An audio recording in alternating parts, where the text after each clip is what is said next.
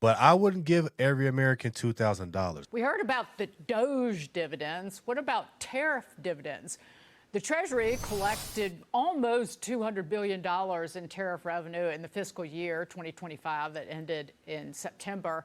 Now, President Trump wants to cut Americans a check, writing on Truth Social over the weekend that low and middle income Americans will receive $2,000 payments from the tariff income, and the rest will be used to help pay down the national debt.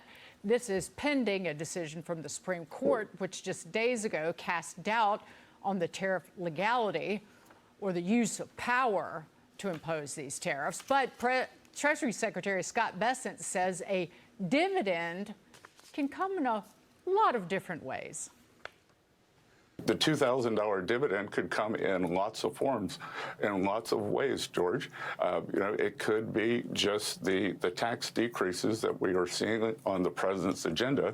No tax on tips, no tax on overtime, no tax on Social Security, deductibility of auto loans. So, those are substantial deductions that, are being financed in the tax bill.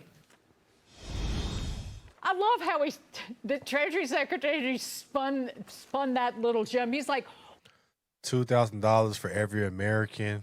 It sounds good on paper. It sounds good in the thing. But I wouldn't give every American $2,000. I don't think that it will work. I think it will reward people for not putting in the work, to be honest.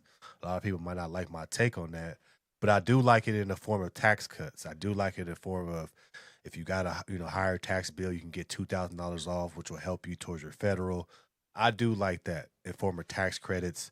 When Trump got into office, he did a lot of things to where you don't get taxed, like overtime, tips, and stuff like that, which is good. I just don't believe in giving people money just because. I love tariffs. People that understand tariffs loves tariffs. I love tariffs. I used to live overseas. Okay?